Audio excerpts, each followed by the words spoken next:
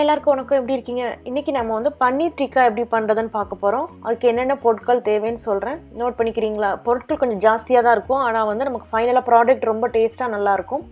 இங்கே நான் வந்து 200 கிராமுக்கு பன்னீர் எடுத்து வச்சுருக்கேன். அந்த பன்னீரை இந்த மாதிரி சின்ன சின்ன க்யூப்ஸாக கட் பண்ணி வச்சுருக்கேன்.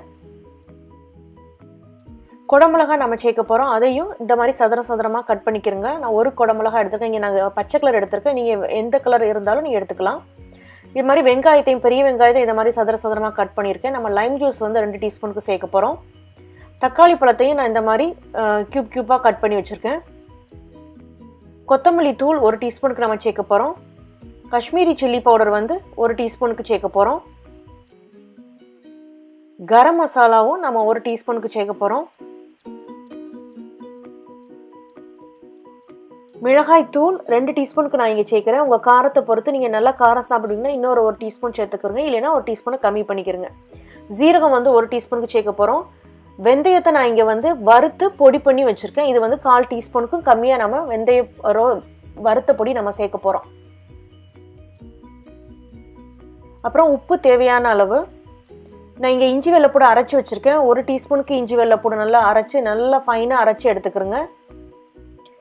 கெட்டியான தயிர் வந்து 3 டேபிள் ஸ்பூனுக்கு நான் இங்கே சேர்க்க போகிறேன். இவ்வளோதான் இன்க்ரீடியண்ட். இது எப்படி பண்ணலான்னு பார்க்கலாமா? இந்த மாதிரி ஒரு வகலமான பவுல் எடுத்துகிட்டு அதில் காஷ்மீரி சில்லி பவுடர், கரம் மசாலா, அந்த வறுத்து வச்சுருக்கோம் இல்லையா வெந்தய பொடி, அது, மல்லித்தூள், ஜீரகத்தூள், இஞ்சி வெள்ளைப்பூடு பேஸ்ட்டு, தயிர், தேவையான அளவு உப்பு, அப்புறம் நாம் எடுத்து வச்சுருக்க லைம் ஜூஸ், இதையும் போட்டு நல்லா மிக்ஸாக நல்லா கலந்துக்கிறங்க. நல்லா இந்த மாதிரி நல்லா ஸ்மூத்தாக இருக்கணும். இதில் நம்ம வெட்டி வச்சுருக்க பன்னீரை சேர்த்துடலாம். பன்னீரை நல்லா இந்த மிக்ஸால் கோட் பண்ணிக்கிறங்க. இதை வந்து அப்படியே ஒரு 1/2 மணி நேரம் அப்படியே ஊற விட்ருங்க. அப்போ தான் அந்த காரம் அந்த புளிப்பு எல்லாம் அந்த பன்னீருக்குள்ளே இறங்கும். இந்த மாதிரி நம்ம ஸ்கீவரை எடுத்து அதில் பன்னீரெல்லாம் அதில் வைக்க போகிறோம். இந்த ஸ்கீவர் நீங்கள் முதல்ல பன்னீரெல்லாம் உள்ளே வைக்கிறதுக்கு முன்னாடி இந்த தண்ணியில் நல்லா ஊற போட்டுக்கிறங்க, இந்த குச்சியெல்லாம். அதுக்கப்புறம் இந்த மாதிரி கேப்சிகம், ஆனியன், அந்த டொமேட்டோ எல்லாத்தையும் இந்த பன்னீரோடு சேர்த்து இந்த மாதிரி உள்ளக்க நல்லா குத்தி வச்சுருங்க. இந்த மாதிரி ஒரு ஃப்ளாட்டான தவாவை எடுத்துகிட்டு அதில் நாம் இப்போ ரெடியாகி வச்சுருந்த அந்த பன்னீரை இதில் போடுறோம். கொஞ்சோண்டு எண்ணெய் ஊற்றிக்கங்க, ரொம்ப எண்ணெய் சொதன்னு ஊற்ற வேண்டாம்.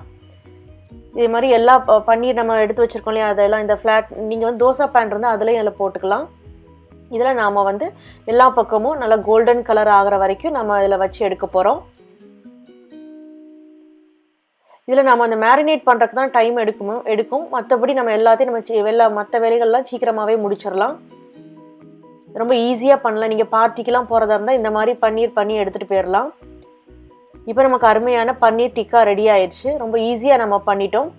இதை உங்கள் வீட்டில் ட்ரை பண்ணி பாருங்கள். இந்த வீடியோ பிடிச்சிருந்தா லைக் பண்ணுங்கள், உங்கள் ஃப்ரெண்ட்ஸ்க்கெலாம் இதை ஷேர் பண்ணுங்கள். கூடவே நீங்கள் இந்த சேனலை சப்ஸ்கிரைப் பண்ணுங்கள். கூடவே பெல் சிம்பிளை நீங்கள் கிளிக் பண்ணிட்டீங்கன்னா நான் அப்டேட் பண்ணுற வீடியோஸை நீங்கள் உடனே பார்க்கலாம். இங்கே ப்ரௌனாக இருக்கு இல்லையா, இது வந்து நமக்கு ஒரு எக்ஸ்ட்ரா டேஸ்ட்டை கொடுக்கும். இந்த ரா ஸ்மெல் இல்லாமல் நல்லா இருக்குது. இதை நம்ம கறியோடையெல்லாம் சேர்க்கும் போது இதை ட்ரை பண்ணுங்கள். நம்ம இன்னொரு வீடியோவில் சந்திக்கலாம். நன்றி, வணக்கம்.